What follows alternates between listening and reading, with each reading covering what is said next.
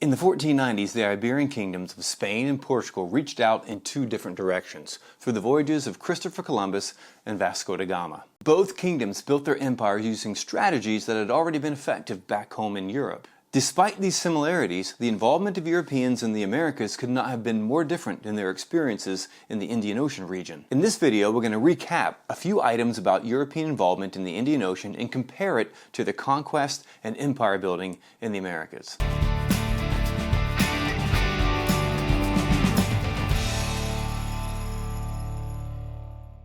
In the Mediterranean, Europeans had long employed the economic strategy of taking control of ports and trying to nudge the flow of trade through those ports where they could tax it. After the voyage of Vasco da Gama, in which he earned each of his sponsors 60 times their investment, Portuguese and then the Spanish, English, and Dutch were eager to impose this same system in the Indian Ocean region. Now, some port cities did fall to the Europeans, like Malacca and some of the Swahili city-states on Africa's east coast, but the major powers in the region remained intact, and Europeans had to lower their expectations of control and work within the existing system. A port.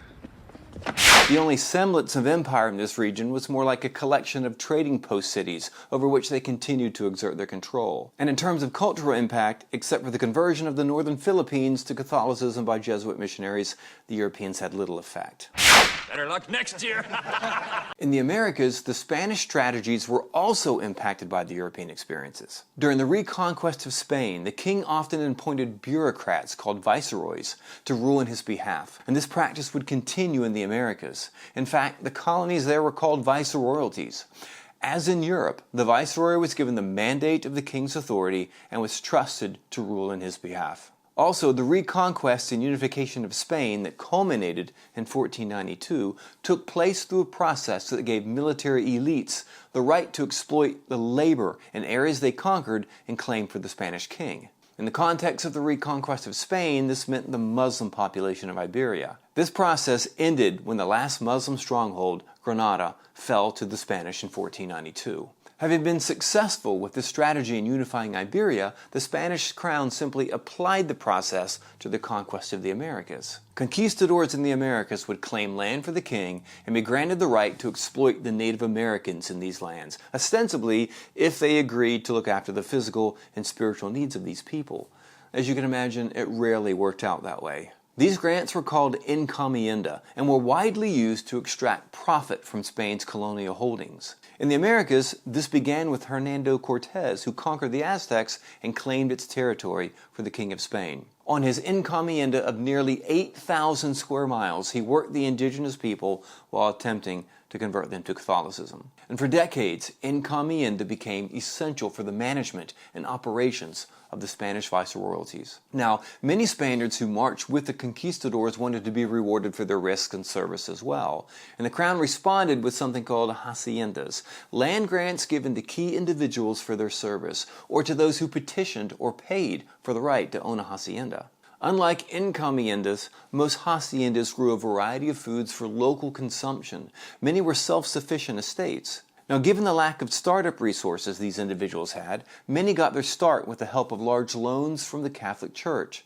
And the significant result of this was that the Catholic Church, who obviously wanted their loans repaid, had the survival of haciendas in its best interest.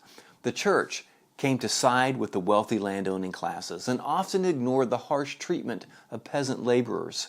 Now, labor in haciendas was supposed to be non-compulsory, but landlords were never short in finding ways to keep the workers in perpetual debt, guaranteeing their bondage to the land and destroying any hope of their liberation. Now, when the Portuguese imported sugarcane to the colony of Brazil, another labor system emerged, the plantation. Sugar, molasses, and rum were all lucrative products from this crop, and as the potential profit from sugarcane was realized, plantations grew rapidly across Brazil in the Caribbean. And because so many indigenous people perished in the European conquest of these areas, Africa became the preferred source of labor in the sugar industry, a process that led to the largest and cruelest migration of people in world history.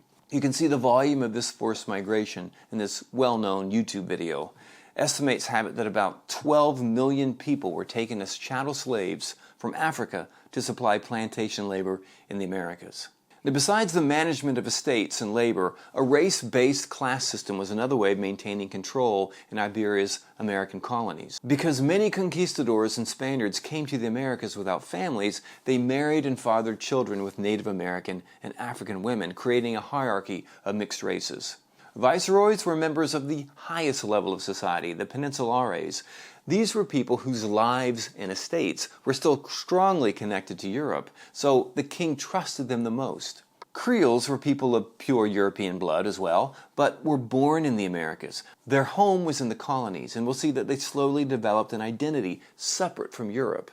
And their tension with the Peninsulares over how to manage the colonies would culminate in the independence movements of the next time period, which we'll study later.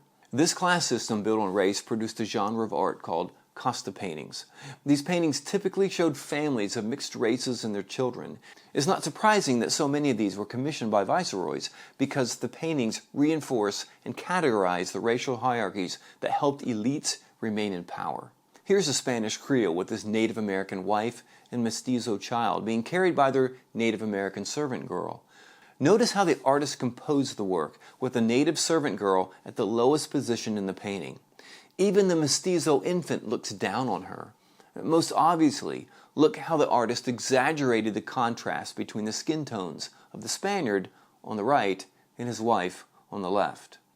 So we've seen these methods of maintaining maritime empires: conquistadors, viceroys, a variety of labor and land management systems, a race-based hierarchy, all sanctioned by the Roman Catholic Church. The conquest and colonization of the Americas is in stark contrast to the experience Europeans had in the Afro-Eurasian world at this time, namely the Indian Ocean. Keep this experience in mind, because we'll see in the coming age of industrialization, a dramatic change will take place in Europe's relationship with the powers of Africa and Asia. Our next video will shift the focus to land-based empires and their method of dealing with diverse populations. We'll see you then.